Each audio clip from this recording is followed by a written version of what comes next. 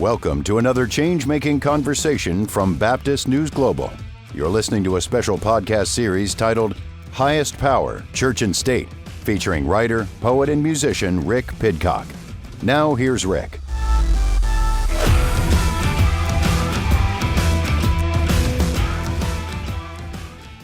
In our last episode, I mentioned how Vice President J.D. Vance disagreed with Pope Francis regarding the traditional Latin Mass. If you haven't listened to that episode yet, it's part one of this two-part series we're doing on the Pope and the President, so I'd highly recommend going back and listening to that episode first. In today's episode, we're going to be going deeper into how Vance's understanding of the Catholic faith is shaping his politics. As I mentioned on Monday, I've spent most of my life in evangelicalism rather than Catholicism, so I apologize if I mispronounce someone's name or a term that may be unfamiliar to me. To start us off, I want to begin by playing the audio of Vance in 2023 speaking at a Catholic organization called the Napa Institute. The challenges facing the church are in some ways nothing new. That's one of the great things about having a 2,000-year-old church, is that the church has gone through ups and downs, and I think it's gone through many down periods, much worse than anything we confront in 2021 Catholic America. I think that one of the problems that we have is that we're not totally sure how to deal with internal, what should be family disputes within the Catholic Church in a world of social media, right? One of the things that I'm just not totally sure how to deal with as a public figure who sometimes disagree, and agree too with the Holy Father on some core issues is, what is my role, especially as a new Catholic, a Catholic that has some public voice? Like, what should I do when, for example, the Pope issues an order on the Latin Mass that I think is not the right order for the Church? Even though I'm not a big Latin Mass guy, things like that felt a little bit, it felt wrong. He says, we have a big church with a lot of disagreements. Now, what could those disagreements be, especially in this context? Of course, Vance mentioned the traditional Latin Mass, and if you're unsure why that's a big deal, go back and listen to part one, which was Monday's episode where I share the history of the traditional Latin Mass and how its supporters, many of whom couldn't stand Pope Francis, became militant supporters of Trump. But for this episode, here's a little bit about the Napa Institute that Vance was talking with. They've had event agendas that include praying the Patriotic Rosary, which is a prayer invoking divine, quote, continuance on our cause and our people, unquote, using the words of Confederate General Robert E. Lee for a cause that was the perpetuation of slavery. Napa Institute's founder has stated the minimum wage acts as an anti-market regulation that leads to unemployment and does great harm to workers. And a conference on woke capitalism hosted speakers questioning the authenticity of the civil rights movement. So for these reasons and others, the U.S. Conference of Catholic Bishops actually considered the Napa Institute to be such an extremist organization that it ended its affiliation with the group. So why on earth is Vance meeting with them in 2023? On one hand, he wants to criticize Pope Francis over the traditional Latin Mass, but on the other, he wants to say he's not that big of a TLM guy. Then he shows up to a group of extremists that the U.S. Conference of Catholic Bishops won't associate with, but he wants to be considered measured and reasonable. It's like he's trying to have his cake and eat it too. And you'd think it would lead people to question, why does he resonate with these people? Why would he want to go to these people in particular? And what exactly did he tell them? And I think that for the first time in my life, I feel like this movement is very focused on the nature of the problem and what we need to do to solve it over the long term. Which is not to say that 20 years ago we weren't focused on important problems, but there seems to be a real consensus emerging in our movement for what's gone wrong in this country and how to push back against it. I believe, I really do, that the next 30 years in this country is going to be really exciting, really prosperous, and really good for Christian virtue and the values that we care about. So I'm not just putting my faith in the long term. I actually think there's a reason to hope that in the medium term, we are going to be successful and we are going to win, and the people of this country will benefit from it. So Vance says the next 30 years in this country is going to be really exciting, really prosperous, and really good for Christian virtue and the values that we care about. So given, again, who he was talking to, what on earth does that mean? To begin exploring that, we need to consider why Vance became a Catholic to begin with. And he became a Catholic to a version of Catholicism that's called resistance Catholicism. Here's more audio of him answering this question of why did I become a Catholic at Napa. How do you be a good person? How do you eventually become a good father?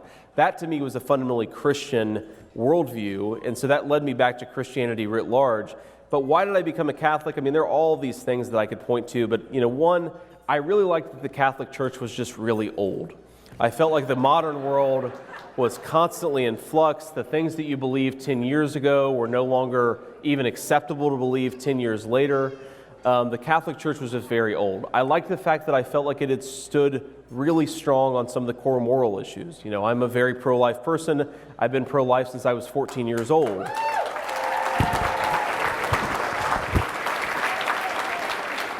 But I think anybody who's looked at the history of the American Christian conservative movement would give a lot of credit to the Catholic Church for pushing that movement in a more pro-life direction, especially in the 1970s.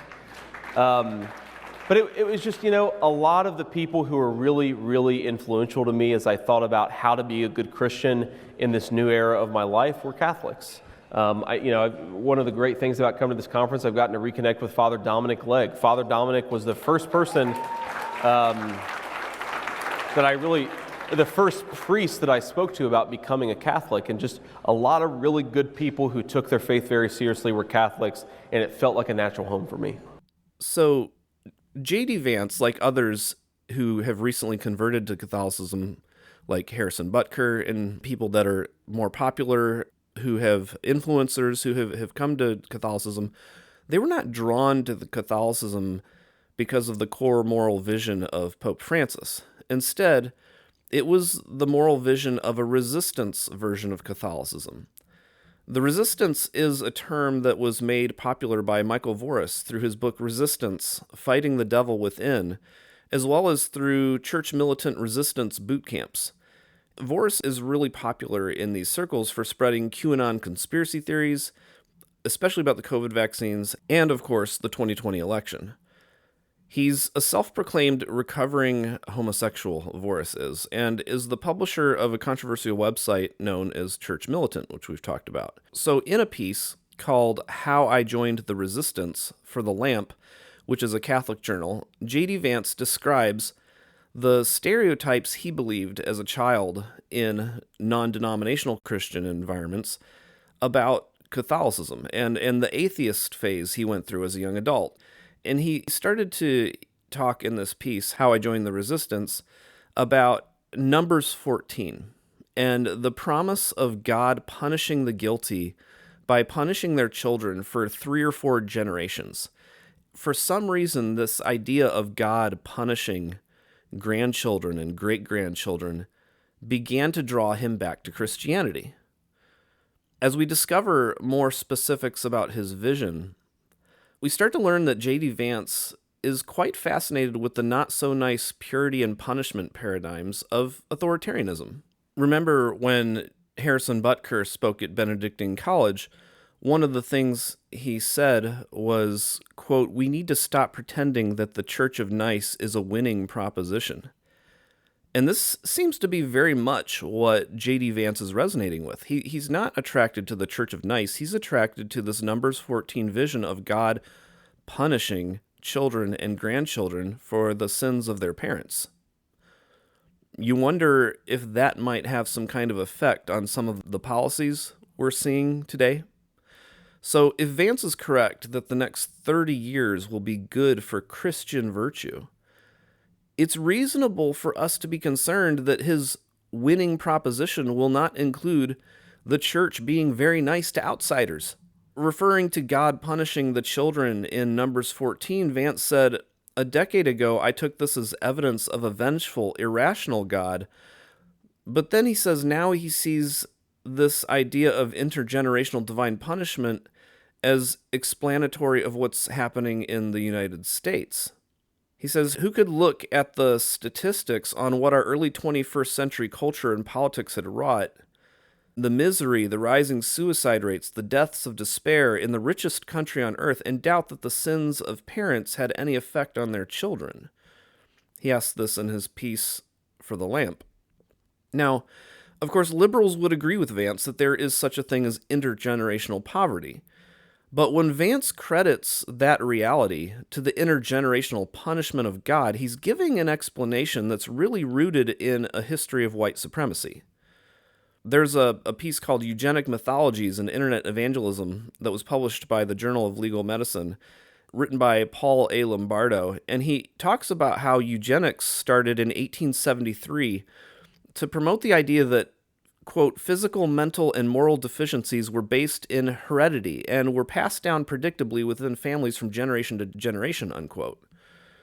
And so what a lot of these white conservatives did, and are still continuing to do, is they base their view today on these intergenerational curses that are written about in places like Exodus 20 or Numbers 14. And they show how problem families, is what they call them, are seemingly infected with bad heredity. And they have social failure that goes from generation to generation. And so Lombardo talked about how this was evidence of a moral evil and social dependency. In 1871, Elisha Harris was the secretary of the Prison Association, and they also talked about the curses of these Bible passages were an explanation for why Americans could, quote, trace the descent of a criminal family to the third and fourth generation. And so by demonizing any reflection of systemic injustice today, when we look back at this and we talk about systemic injustice, of how especially black families were targeted and were given very little opportunity and were singled out for punishment, by demonizing any reflection on any of those things as critical race theory, and then setting up this narrative of God's intergenerational punishment for sin, J.D. Vance is participating in a long-standing white supremacist practice of blaming black poverty on black people and absolving white people of any responsibility. Audrey Claire Fairley wrote a piece titled The Eugenics Roots of Evangelical Family Values that I've referenced a number of times over the last few years, and she talks about how Paul Popenoe was a psychologist who was not a Christian. He was actually an atheist, but one of Popenoe's employees was James Dobson, who went on to promote the idea of the biblical family. And Popenoe was really big into this eugenics mindset. This whole eugenics mindset, they talk about the birth dearth. And Ben Wattenberg, in his 1987 book, The Birth Dearth, said that the major problem confronting the United States is that there aren't enough white babies being born. If we don't do something about this and do it now, white people will be in the numerical minority, and we will no longer be a white man's land. So these people are part of this tradition over the last 100+ years of really being concerned with white people not having enough babies. Have we heard those concerns recently? And so Vance also seems to be echoing these same talking points in his conversation with Napa. My basic view is that if the Republican Party, if the conservative movement stands for anything, and I'm running as a politician trying to advocate for what we should stand for, the number one thing that we should be is pro-babies and pro-families. That's what this whole thing is all about.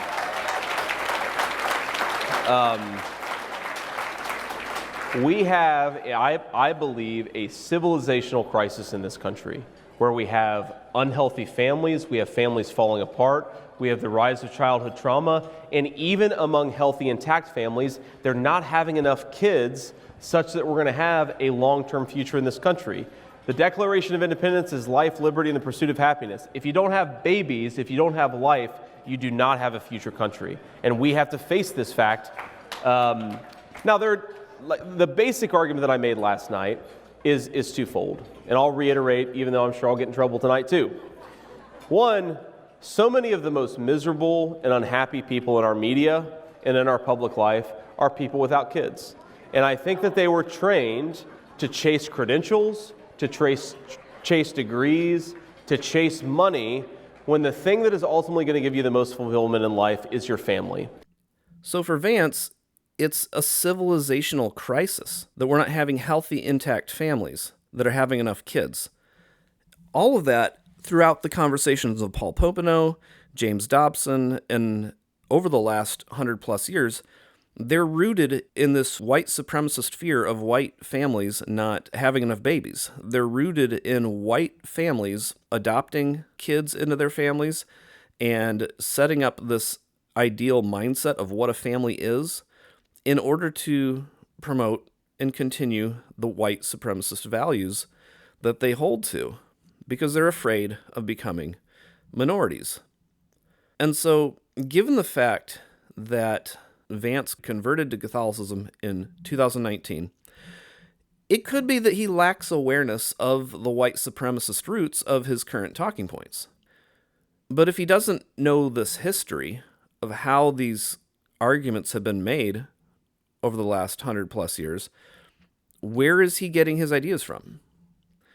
There was a piece that was written by The Independent that talked about who J.D. Vance is following on social media.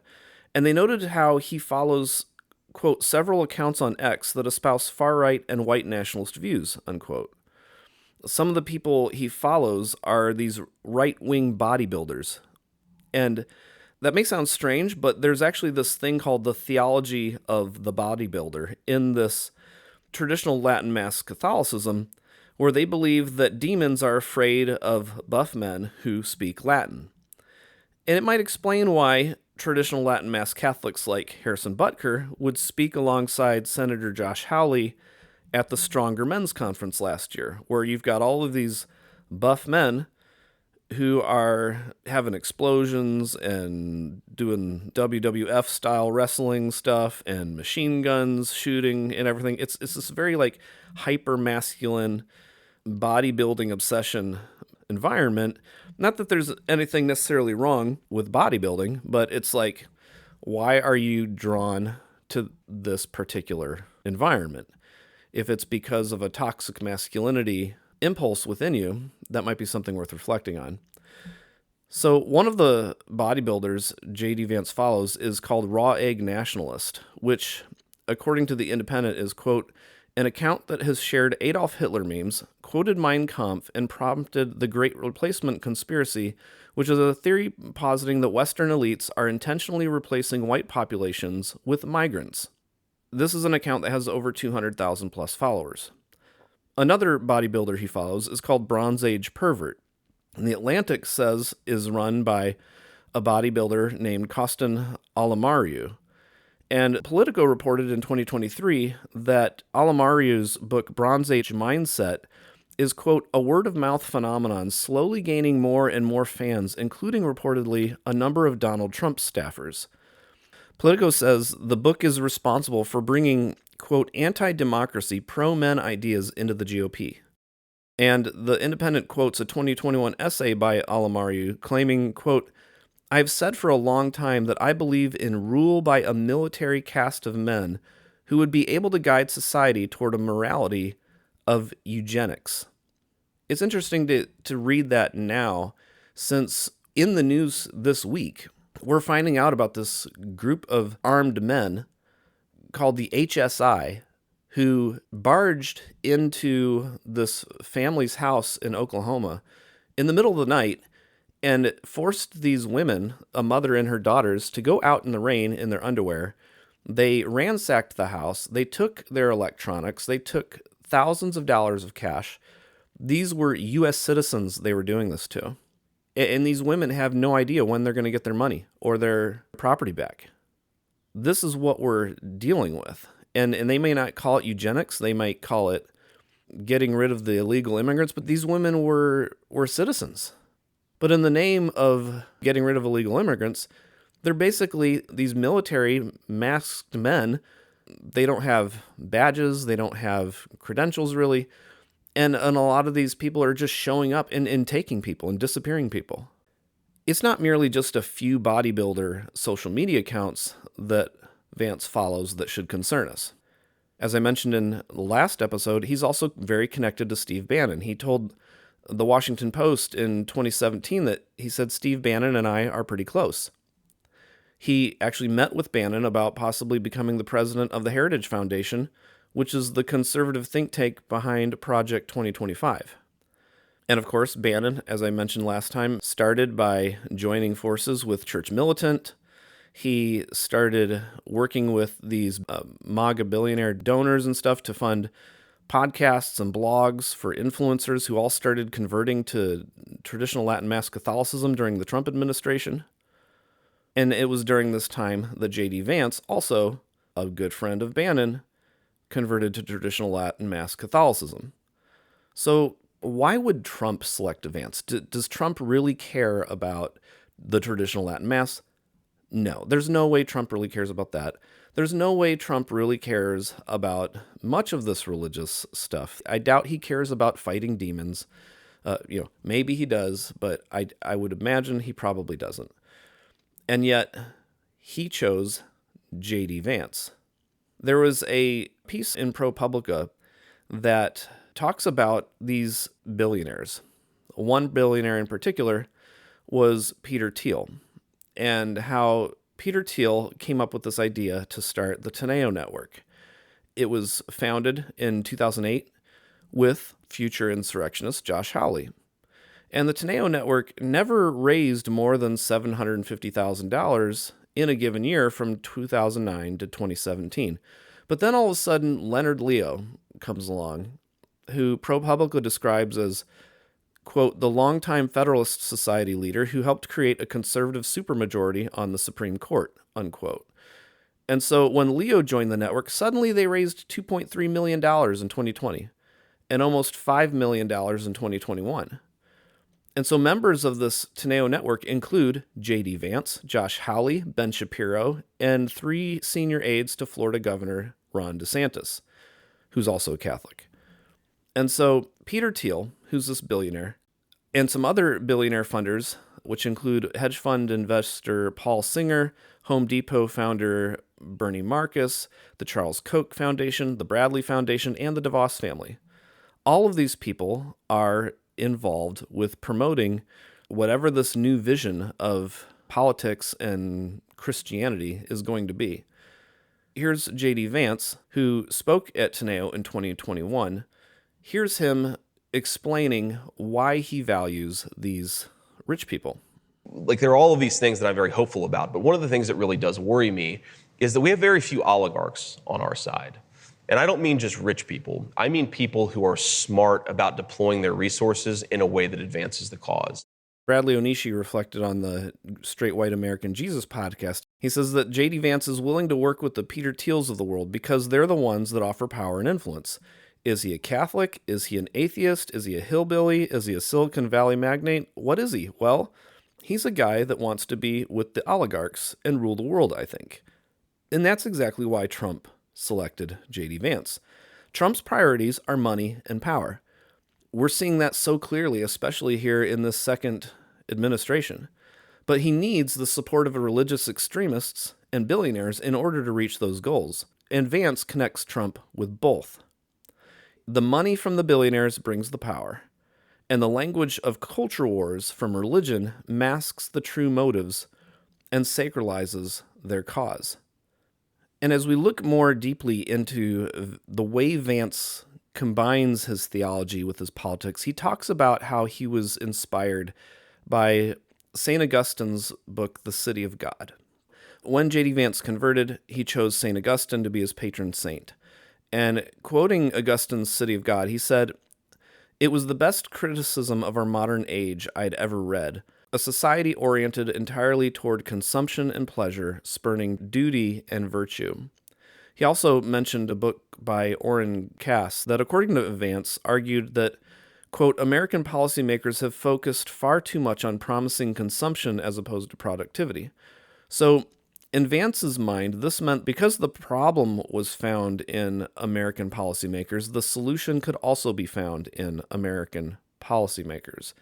And so, in Augustine's City of God, The 5th century church father presented reality as this conflict between the city of man and the city of God, and eventually the city of God becomes victorious over the city of man. It's literally the name of this podcast, Highest Power, Church and State. In this particular vision, the church wins over the state. To Augustine, history is this war between God and the devil. And so for Vance, this neocon Catholic and apparently a Christian nationalist, his reading of Augustine resonated with his neocon Catholic nationalist theology and of warring against the devil and sacralizing his ideas of subjecting society, the city of man, to the virtues and values of the church, which is the city of God. And so for Vance to pursue these ends of bringing victory to the city of God over the city of man, he needed the financial backing of billionaires. And so then along came Peter Thiel. When Vance was a student at Yale in 2011, Thiel was a guest speaker. And Vance says, Peter's talk remains the most significant moment of my time at Yale Law School. He actually reached out to Thiel and was hired 2 years after graduation by one of Thiel's friends. And then Thiel donated $15 million to Vance's Senate campaign in 2022. It was literally the largest amount ever given to a Senate candidate. So who is Peter Thiel? Who is this guy who's funding J.D. Vance's rise? Well, in 2009, Thiel wrote, "I no longer believe that freedom and democracy are compatible." He added, "Since 1920, the vast increase in welfare beneficiaries and the extension of the voting franchise to women, two constituencies that are notoriously tough for libertarians, have rendered the notion of capitalist democracy into an oxymoron." So to billionaires like Peter Thiel, safety nets for the poor and giving women the right to vote has diminished freedom. And the politician Thiel has selected to support with the largest donation ever is J.D. Vance. So going back to the very beginning of this episode, how are the next 30 years going to be, quote, really good for Christian virtues and the values that we care about, as Vance suggests? That comes down to this idea of Catholic integralism. Matthew Schmalz is a professor of religious studies at the College of the Holy Cross, and he said, quote, "The basic position of Catholic integralism is that there are two areas of human life, the spiritual and the temporal, or worldly. Catholic integralists argue that the spiritual and temporal should be integrated, with the spiritual being the dominant partner. This means that religious values, specifically Christian ones, should guide government policies." He said, when considering Vance's current policy commitments, some certainly seem consistent with Catholic integralist views. He specifically pointed to Vance's views about immigration and his desire to criminalize gender-affirming care for minors. He said it's not simply that Vance personally holds these views, but that he plans to wield the power of government to enforce them. So as Vance was considering what the future might hold for him politically, before he became the vice president, before he was selected by Trump, what would he say at that time he would recommend to Trump if he ever, by some chance, had the ear of Trump? So a lot of conservatives had said we should deconstruct the administrative state. We should basically eliminate the administrative state. And I'm sympathetic to that project, but another option is that we should just seize the administrative state for our own purposes. We should fire all of the people. I mean, I think Trump is going to run again in 2024. I think he'll probably win again in 2024. And he'll win by a margin such that he will be the president of the United States in January of 2025. I think that what Trump should do, like if I was giving him one piece of advice, fire every single mid-level bureaucrat, every civil servant in the administrative state, replace them with our people. And when the courts, because you will get taken to court, and then when the courts stop you, stand before the country like Andrew Jackson did and say the Chief Justice has made his ruling, now let him enforce it. Because this is, I think, a constitutional level crisis. So Vance's plan is sounding very much like what we're seeing today, firing every single mid-level bureaucrat and replacing them with loyalists. And he wants to make companies feel real economic pain who disagree with him in the culture wars. Like if we're unwilling to make companies that are taking the side of the left in the culture wars feel real economic pain, then we're not serious about winning the culture war. And what about the birth dearth? that people are concerned about. Vance says when you go to the polls in this country as a parent, you should have more power.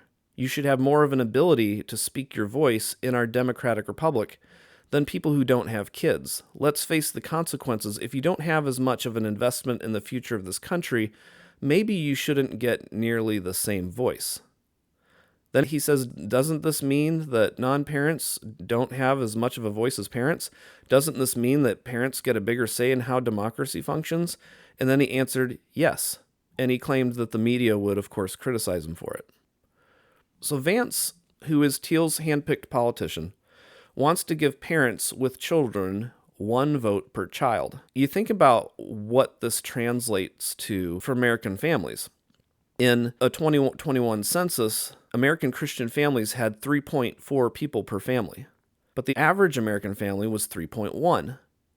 So that means non-Christian families are going to be less than that average of 3.1.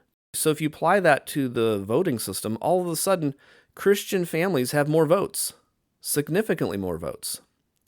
There was also a 2019 Pew Research Center study where evangelicals and Catholics had 2.3 children per family.